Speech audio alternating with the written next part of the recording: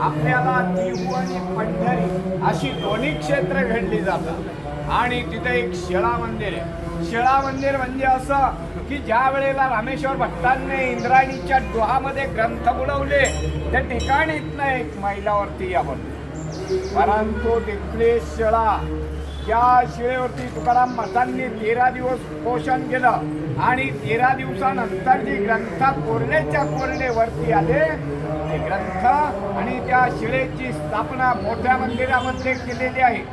आणि मोठ्या मंदिराच्या बाहेर निघालं की उजवी हाताला राहतेगार जन्मस्थान आहे आणि इथनं एक 3 मैलावरती एकांतात भजन करण्यासाठी जात होते तो भंडारा डोंगर इथना 3 मैला यावं.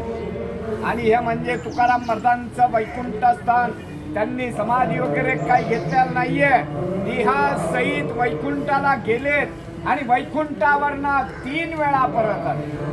तर संताजी जगनाड्यांसाठी कसे आले? संताजी जगनाडे म्हणजे तुकाराम महाराजांचा उजवा हात असतो.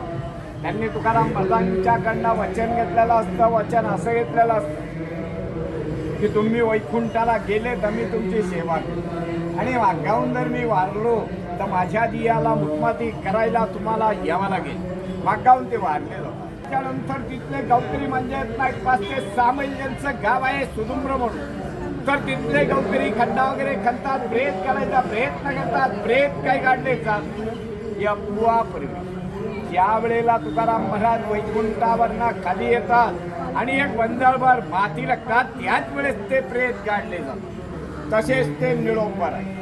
नगर जिल्हा पारनेर तालुका पिंपळनेर त्यांचं गाव, त्या गावावरनं ते इथं येतात. इथं आले त्यानंतर तुकाराम महाराज वैकुंठाला गेलेले असतात.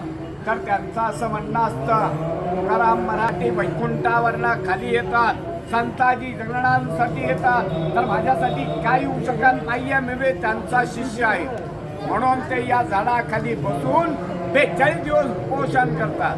तर त्यांचे 42 दिवस उपोषण पूर्ण झाले त्यानंतर त्यांना स्वतः पांडुरंग भेटतात. तर ते पांडुरंगाला अभंगाद्वारे असे म्हणतात, येथे तुझा लागी बोलाविले कोणी पृथ्वीला वाचून आला शिक्का, निळा म्हणे आम्ही न ओळखीचे देवा, फुकयाचा धावा करत असतो. मी तुकाराम महाराजांचा धावा केलेला आहे, तू धावा केलेला नाहीये, तुला मी ओळखत नाहीये, तू इथे आला कस झाले असे निळोपण आहेत पांडुरंगाला.